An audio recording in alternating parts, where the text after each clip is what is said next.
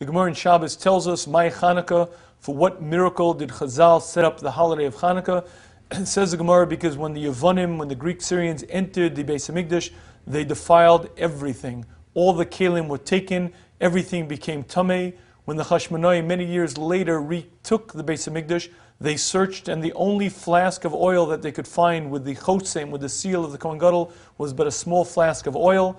That flask contained only enough oil to last one night. They lit the menorah from that small bit of oil. It should have lasted one night. Miraculously, it lasted 8 nights. Therefore, later on, Chazal enacted the holiday of Chanukah because of the little bit of oil that lasted far longer than it should have. And that's the Gemara in Shabbos. The Maral on that Gemara asks a very pointed question. The Maral says, we know that's not true. If you read the Alanisim, which is written earlier, written actually by Tanoim, the Alanisim tells us very clearly why we celebrate Chanukah. Because the Yevonim stood upon us. Hashem fought our battles. Hashem fought our wars.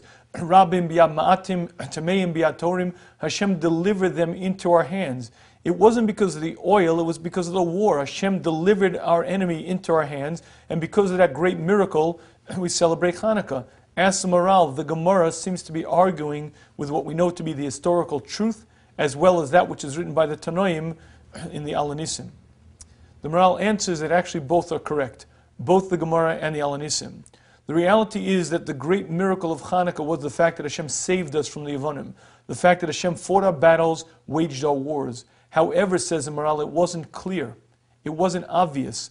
To those living in the time, it looked like the regular course of nature. It looked like kochi v'otzum yodi. It was only once that little flask of oil that couldn't possibly last 8 days lasted, that demonstrated to all the great miracle. Once people saw that miracle, then they extrapolated and they learned back and understood that all of the previous events, the wars themselves, were a miracle. Therefore, says the Maral, both are correct. Of course, the real miracle was the miracle of the war, but no one perceived it, no one understood it. It wasn't clear until the miracle of the oil. If you think about this Maral, it is rather difficult to understand, because from a historical perspective, it's very difficult to imagine that anyone could see those wars as anything but miraculous. This was during the second Beis Hamikdash. During this entire time period, we were not autonomous. We did not have our own government. We did not have a standing army. Antiochus was the leading power of the time. He entered into our cities, into our land, with the most powerful armies imaginable. There was no resistance. There was no hope of winning. If you'd like a mashal to understand the lack of odds of us winning, it would be akin to the following. Imagine that Rav Shmuel Kamenetsky brought the Philadelphia Yeshiva in battle against the U.S. Marine Corps. The Kohanim were the leaders of this battle. A Kohen is a teacher of Torah. A Kohen is a person who serves in the Beis Hamikdash. A Kohen is not a general, nor is he a warrior. All of the people involved were not soldiers. They were rather untrained, tremendously outnumbered, and yet they fought the leading power of the time and they won.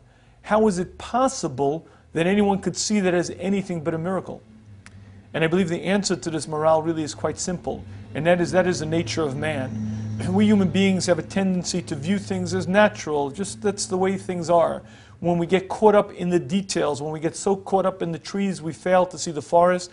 And to a person living in the times, there were battles, the Jews were brave, they had good breaks, but it was possible actually not to see the Yad Hashem. It wasn't until that little bit of oil changed everyone's perspective that it changed their vision of the wars. And I believe there's an interesting parallel to this very concept in our own time. In 1948, the Middle East population consisted of 650,000 Jews surrounded by approximately 50 million Arabs.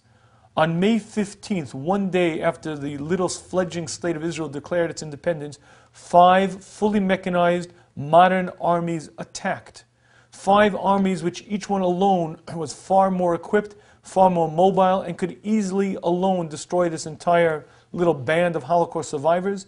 Yet not only did we survive that war, we survived war after war until right now the major superpower in the Middle East is Israel.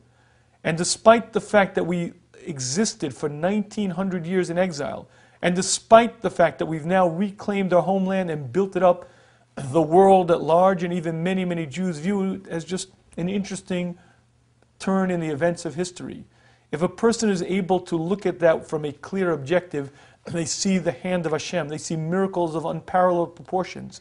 What the Maharal is teaching us is that a human being could look at nature, say it's nothing spectacular, could look at major, major victories of such unimaginable proportions, see miracles, and just say it's the way of the world. And that's in fact what the Maharal tells us.